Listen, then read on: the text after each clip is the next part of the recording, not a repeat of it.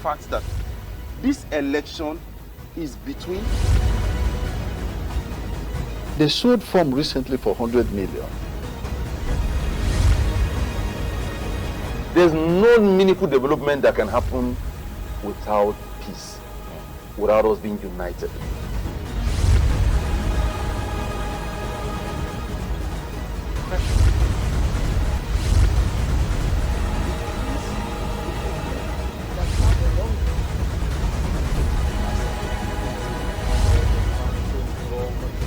Arrest all unregistered.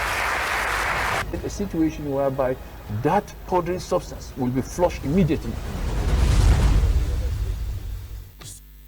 Thank you so much for still joining us and of course sticking around with us on the program this morning. It's Straight Talk right here on Bright Television, home of talk and entertainment. Don't forget you can follow us on all our social media platforms, Instagram, Facebook, and catch us live on YouTube. Make sure you get your TS TV decoder, channel 102 on TS TV Africa. Ayobami Adeyemo is my name.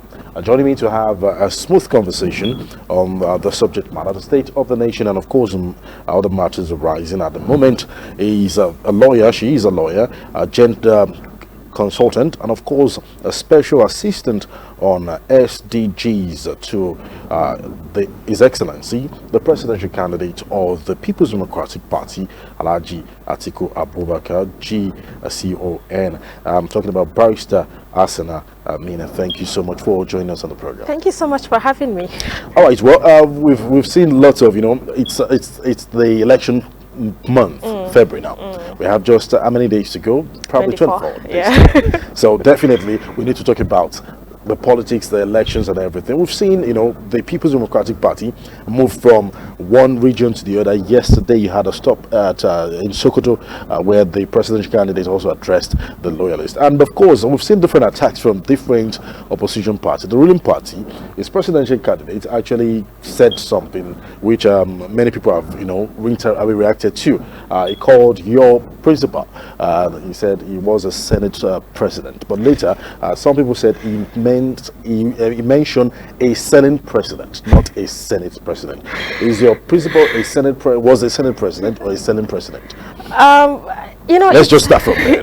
Yeah, but it's interesting for us to talk about this because I think one thing that we're always missing with Ahmed Bola Tinubu, that's the APC presidential candidate, is how he says something and then there's always need for clarification. And I think that it in itself should make Nigerians to not take anything he says seriously, because over and over again he called Atiku Abubakar, Alhaji Atiku Abubakar, the governor of Anambra State. He has made so many of these obvious, verifiable mistakes. And I think at this point, whatever comes out of his mouth should not be taken seriously by Nigerian, especially when he says he wants to be president. I think that should also not be taken seriously. Atiku Abubakar is the presidential candidate of the People's Democratic Party. He was the vice president of the Federal Republic of Nigeria. And he's a father, he's a mentor, he's a businessman. Everything about him is verifiable. You can check Google. There's nothing about him that is false. There's nothing about him that is under, there's nothing about him that there's so much suspicion about. Everything about him has been interrogated. It has come out squeaked clean.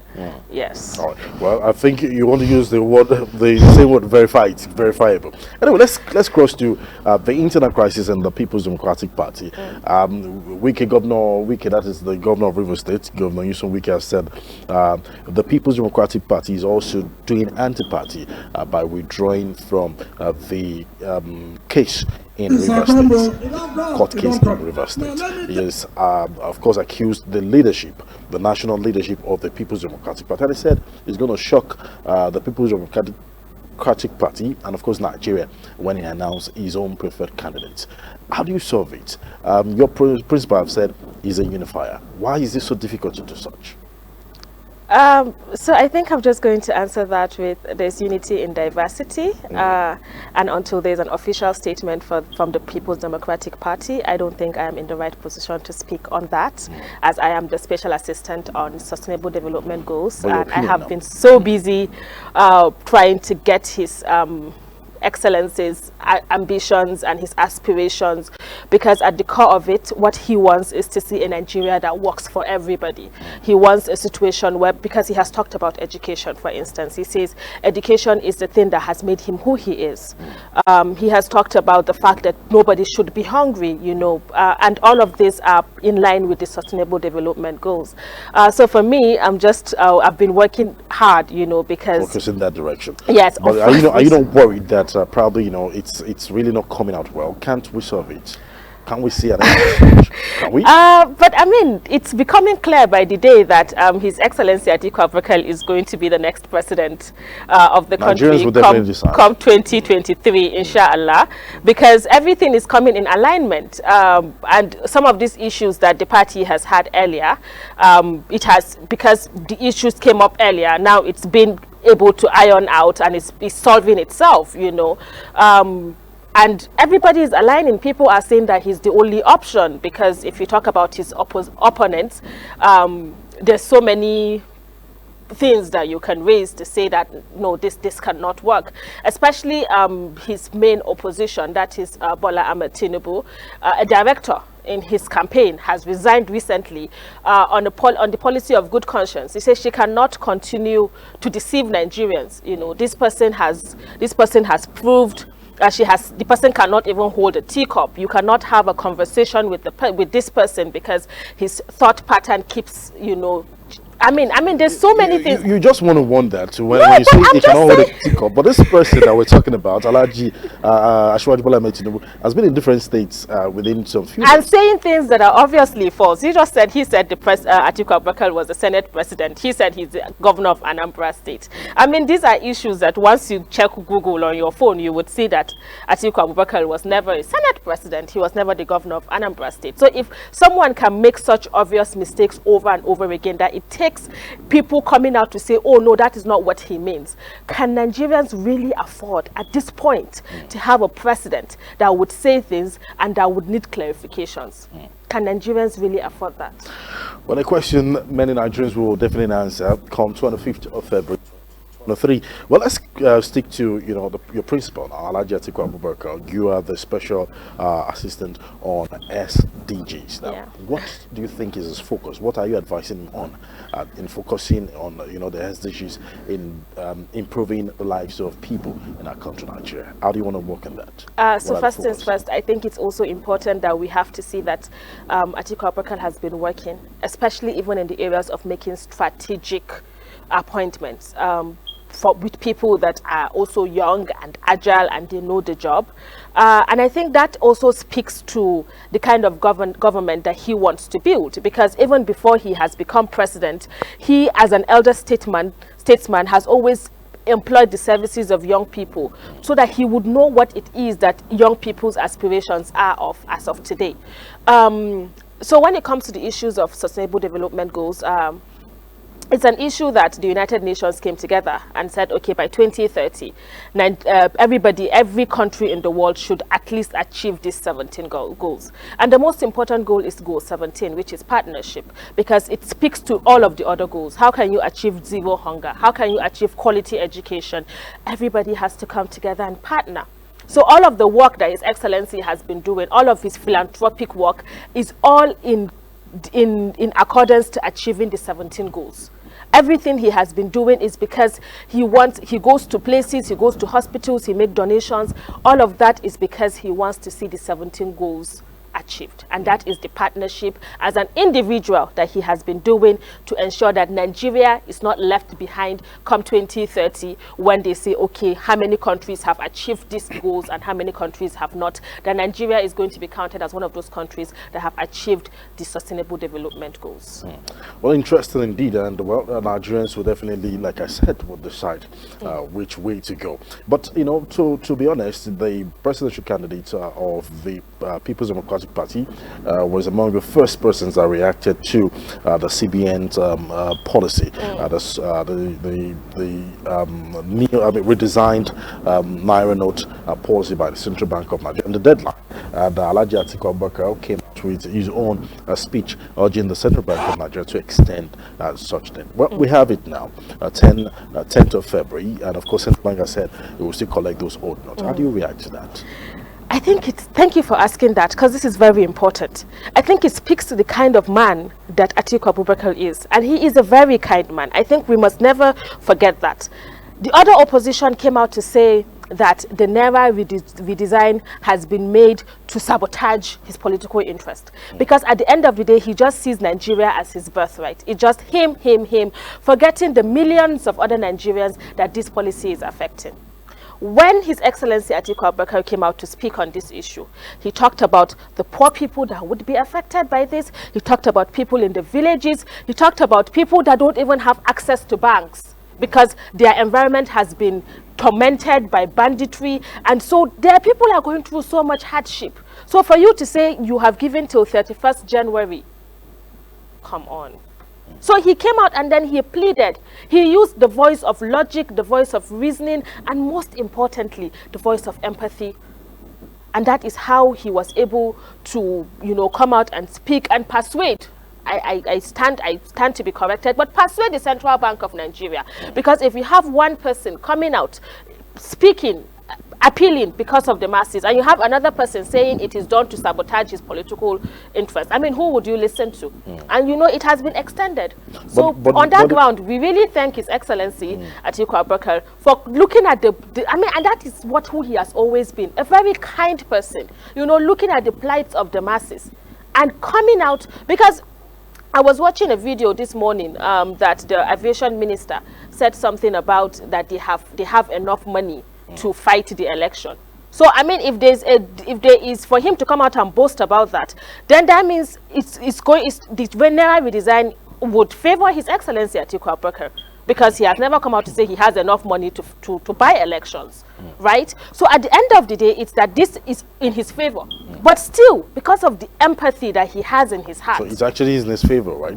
Because of the empathy. I'm just asking. Yeah, I'm just saying, because of the empathy he has in his heart, he has still come out to plead that because of these other people, there are millions of Nigerians that are suffering. Please extend this deadline. It is a very good policy, by the way. He said it. But please extend the deadline because of the people that will be affected the most. Well, the opposition, the ruling party, and of course its candidate, H.E Atiku, mentioned this, like right, and also mentioned the fuel scarcity in our country, Nigeria. Independent National Electoral Commission, INEC, has also said that the fuel scarcity might affect the movement of materials during this election. Are you worried?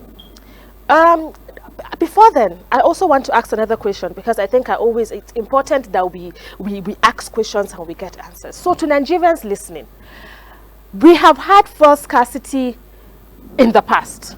This is not new under this administration. How come Bola Ahmed Tinubu, the presidential candidate of the APC, has never come out to complain up until now that he feels like his presidential ambition is being sabotaged by this, as they call it, anti-masses policy? So you think it's not a right time for him to complain, or what's I'm not saying it's not the right time, but I'm saying the motive behind his complaining should be questioned. It is something that should be questioned, because you cannot come out and all of a sudden you want to be the voice of the masses. The masses you have not cared for the past 8 years that there was. Talk about the hike in dollar prices. Before now, Bola Ahmed Tinubu said, what do Nigerians need dollar for? Don't you do things in Naira? Don't you buy and sell in Naira? All of a sudden, now it's 2023, he wants to become president. He's coming out to say, these dollar prices from 200 to 800, excuse me, sir, are you just knowing about it? Is it just now that the dollar was hiked? Probably. You said it didn't matter before. How come it matters now? Why does it matter now? Okay. So these are important questions that Nigeria must ask themselves. Right, on the question of whether or not I am worried about, I think it's important that everybody is allowed to do their job. And I think it's important that the best legacy that President Muhammadu Buhari can leave behind is for a free, fair and credible election. So because of that, it is important that since he is now the presiding officer over the 2023 election, by presiding officer, I mean he is the president in charge as this election is happening, he needs to provide all the things that INEC need for a free, fair and credible elections 2023, because that is the best legacy that one can leave in history books, that one can be remembered for.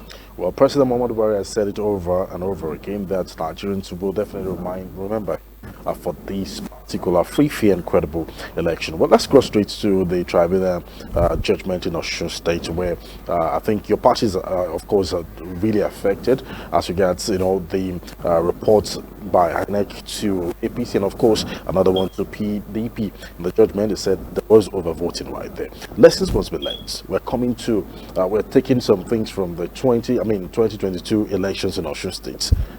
How are you prepared to address this come 2023, especially in 25th of February? Elections will come. Overvoting, we're seeing issues. I know it's still going to be a long journey in this particular case, but what are the lessons you find there? I think for me, what I'm most worried about is I do not want a system whereby it is the court that decides government, who forms a government for the people. There's a reason why elections occur in every democratic situation. So I think for me, I must caution that we must not allow Nigeria to get to that point where it is only the court that would determine who becomes. Judicial process is a good thing. It is a very good thing. Well, we must have faith in our judiciary. We must have faith in our judiciary system, but at the same time, the judiciary system is supposed to litigate and not impose a candidate. So, who INEC is the person? Are the people responsible to ensure that it is the people's will? It is the people that give mandate to a government. So INEC must do its job properly. To ensure that people are able to choose their leaders. But you have confidence in INEC's performance so far. Do you have it? The judgment is going to be appealed, the one in Osun, and I'm very confident that. Well, we're not going to talk about the judgment definitely because it's still is appealed already, and we will not talk about that. But let's look at the 25th of February. A lot of people have said this election probably might go into the next stage. Might have a rerun, might have some other things. Are you seeing that way? That's an interesting question to ask. For someone that is participating actively in our democratic, that's in the voting process for the very first time. I have been participating passively, but as I am 24, so this is the first time I'm getting my voters PVC, and this is the first time that I'm voting. But before then, I have shown support, for presidential candidates, for governorship candidates, as it is my right to do on social media and whatnot. But this is my first time that I'm actually going out to, vote and speaking publicly and canvassing votes, because I really believe in the candidacy of His Excellency Atiku Abubakar. I think it's too early for me to call. I think it's too early for me to call. But one thing I know for sure is that His Excellency Atiku Abubakar is going to win this election with a large margin. All right, well, we hope so, and we believe Nigerians definitely will decide come 25th of February. Thank you so much for your time. Because of time, we will have asked so many questions, and I know you'll have addressed many other issues. But I must say thank you so much for your time and for joining us on the program today. And we hope that when we call you, you definitely come again. And we congratulate your candidate, your principal. Thank you so much. Thank you. All right, that's the package of today's edition of Straight Talk right here on Bright Television, of talk and entertainment. Well, I guess he's a lawyer, she's a lawyer, agenda consultant, and of course a senior assistant on SDGs to His Excellency H.E Atiku Abubakar Gcon, and by name Barrister Hassana Maina. Thank you so much once again for joining. Thank you for having me. All right, so we keep telling you and we keep reminding, like I always tell you, when you play your part, I play my part, we have a better place called the Federal Republic of Nigeria. On behalf of everyone that's been behind the scene to make it a success today, we say thank you so much. My name is Ayobami Adeyemo. God bless you, and God bless the Federal Republic of Nigeria. Goodbye.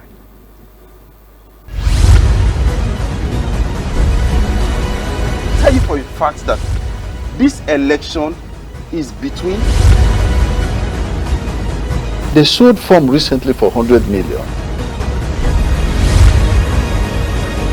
There's no meaningful development that can happen without peace, without us being united.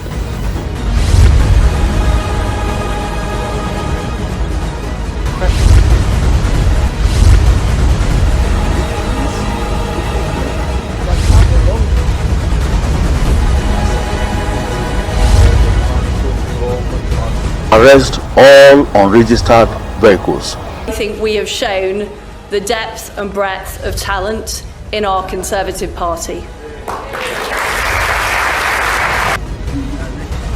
Because you want to prevent a situation